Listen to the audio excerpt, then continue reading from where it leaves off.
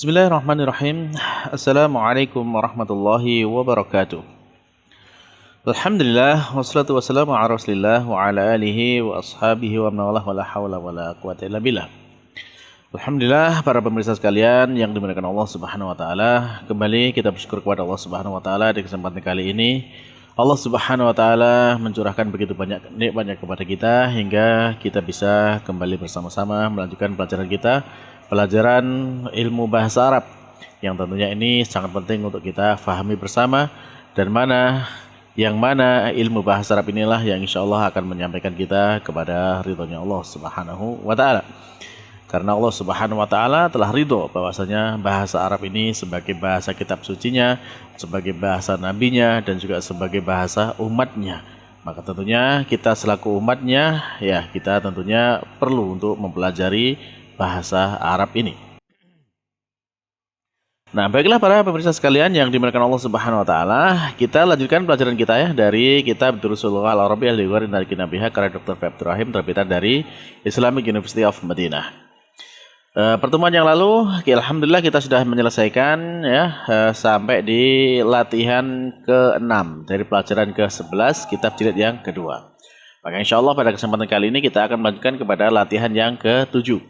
Nah, silahkan kepada para pemirsa yang sudah punya buku untuk bisa dibuka halaman 79.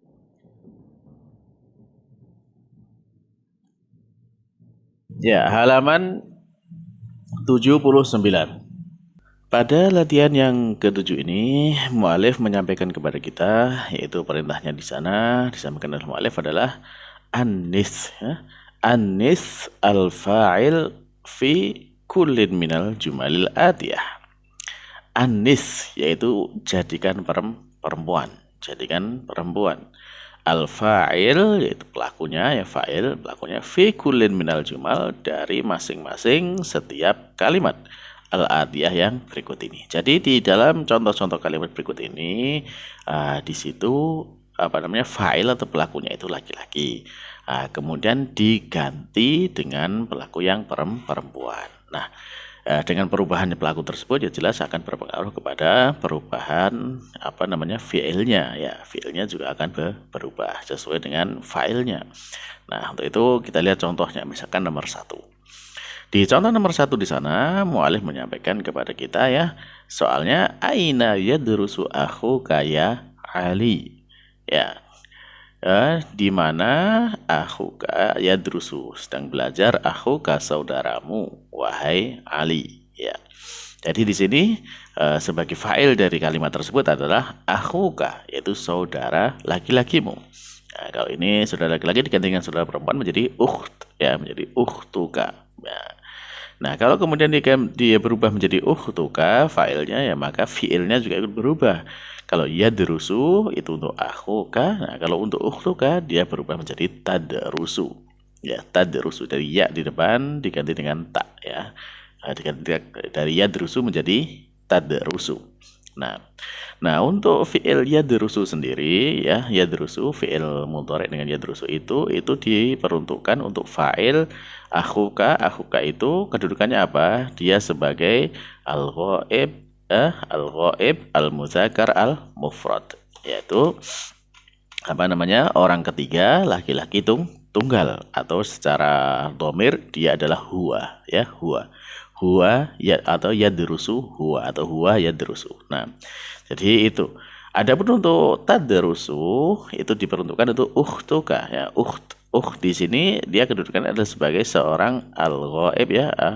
Dhamirnya adalah al-ghaib al-muannas al-mufrad. Jadi orang ketiga, perempuan tunggal, atau kalau disebutkan dalam dhamirnya adalah hiya, ya. Hiya. Nah, jadi tadrusu hiya atau hiya tadrusu. Nah, jadi jelas ya, insyaallah ya. Kalau misalkan nanti kita menemukan fa'il dengan kedudukan seperti tadi, ya, al-ghaib, al-muzakkar, al-mufrad, atau di dalam dhamirnya dia sebagai huwa, maka mengikuti wazan ini yadrusu atau yaf'ulu, ya. Dengan hanya ditambahkan ya di depannya saja. Adapun kalau dalam posisi fa'ilnya adalah sebagai al-ghaib, al-muannas, al-mufrad, atau dalam dhamirnya itu hiya, ya, hiya, orang ketiga, perempuan tunggal, ya maka wazan atau rumus dari fi'il mudhari adalah tadarusu, di depannya ditambah dengan tak dari fi'il madinya. Baik, itu para pemirsa. Nah, sekarang silakan soal selanjutnya dari 2 sampai 5 dikerjakan terlebih dahulu. Nanti kalau sudah selesai kita cocokkan jawabannya. Baik, silakan dikerjakan terlebih dahulu dan di pause videonya. Nah,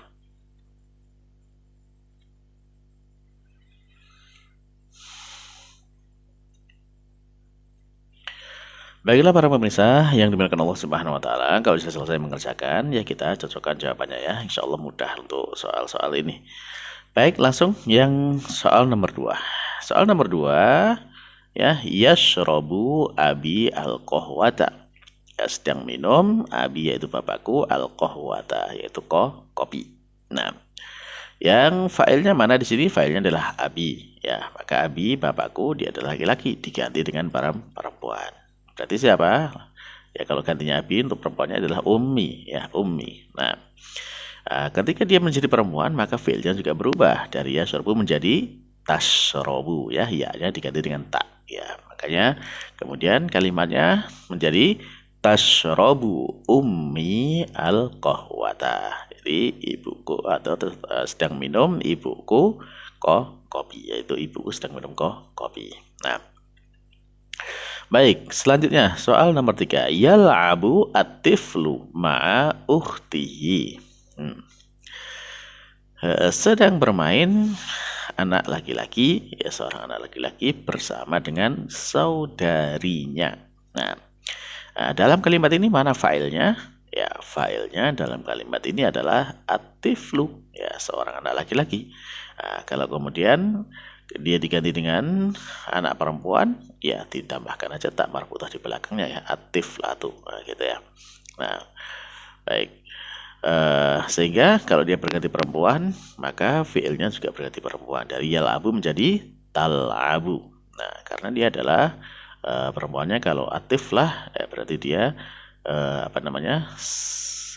seorang perempuan, atau dalam posisi dia adalah al-ghaib ya, al-mu'annas al-mufrad, atau dia orang ketiga perempuan tunggal, dalam bentuk ini adalah hiya ya, maka kemudian fiilnya menjadi tal'abu. Nah, baik, kita baca jawabannya. Tal'abu at-tiflatu ma'a ukhtihi, ya sedang bermain seorang anak perempuan bersama dengan saudarinya.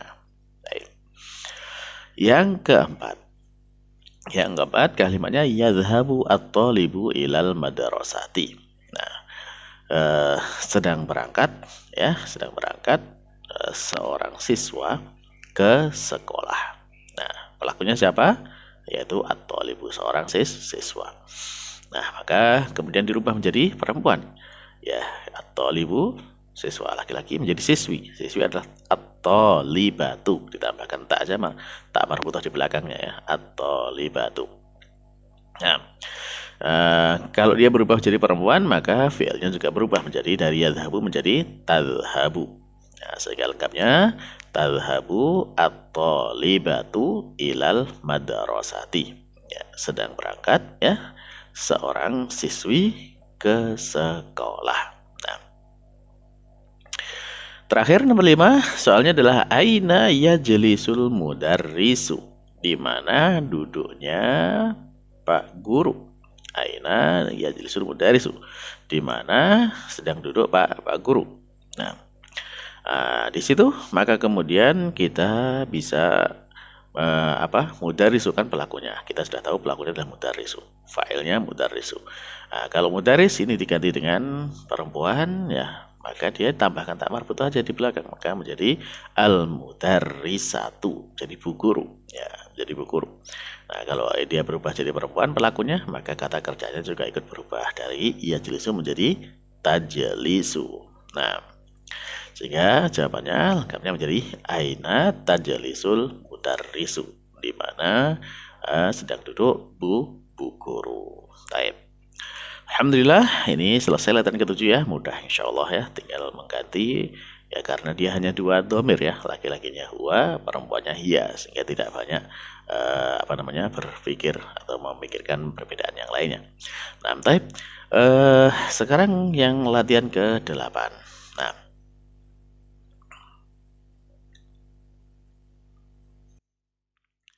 di latihan ke-8 ini, mu'alif menyampaikan kepada kita, perintahnya adalah ta'ammal mayali, renungkan yang berikut ini. Ya, coba diperhatikan di sana ada kata tadhabu. Kata tadhabu ini adalah bentuk fi'il mudhari ya. Di antara tanda fi'il mudhari itu kan dia ditandai sebuah kata kerja ditandai dengan diawali dengan salah satu dari 4 huruf. Ya, hamzah, nun, ya, kemudian ya dan ta. Ini termasuk yang diawali dengan huruf ta, makanya ini termasuk fi'il mudhari. Nah, jadi ini fi'il mudhari tadhabu. Dalam fi'il mudhari tadhabu ini ternyata ini satu fi'il tetapi bisa memiliki dua kemungkinan. Kemungkinan apa? Kemungkinan mengandung dua fa'il, dua pelaku. Karena memang dalam penulisannya sama antara keduanya. Apa saja itu? Yaitu antara anta dan hiya. Kalau anta itu adalah al-mutakallim, al-mufrad, al-mutakallim, al-muzakkar, al-mufrad. Dia adalah seorang yang diajak bicara atau orang kedua. Dia adalah laki-laki dan tunggal. Adapun kalau hiya itu adalah al-ghaib, al-muannas, al-mufrad. Dia itu adalah kalau hiya itu untuk siapa? Untuk orang ketiga, perempuan tunggal. Nah, baik.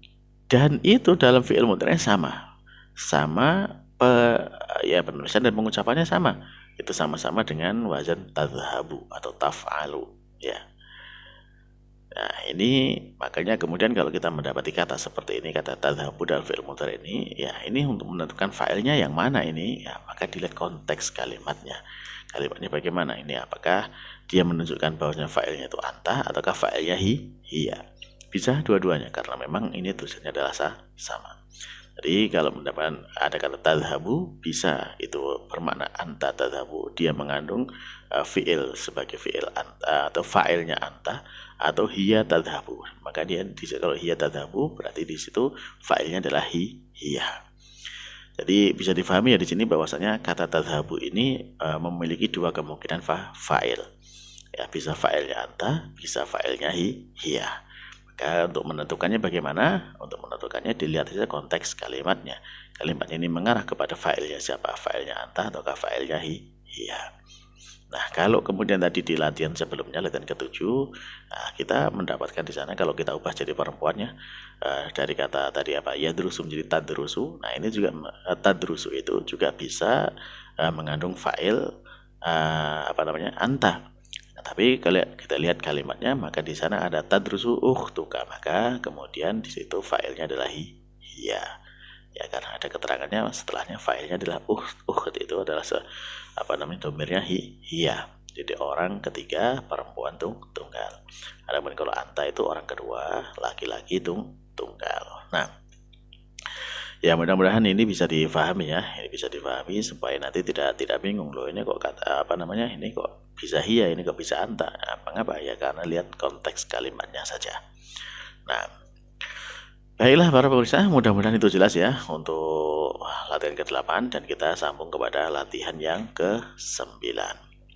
Nah, di latihan yang ke-9 di sana mu'alif menyampaikan kepada kita yaitu perintahnya adalah hawil al-fi'il fi kullin minal jumalil atiyah ila mudhari'. Nah, di sini sekarang yang diminta dari kita adalah hawil, ubah al-fi'il kata kerjanya. Ya, kata kerjanya fi kullin minal jumal pada masing-masing kalimat al-atiyah berikut ini ila mudhari', yaitu menjadi fi'il mudhari'.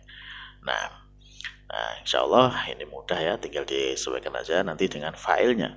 Karena dalam fi'il madhi itu juga sudah mengandung fa'il. Nah, misalkan contoh nomor 1. Ana zahabtu ila suqi. Ya, saya telah pergi ke pasar.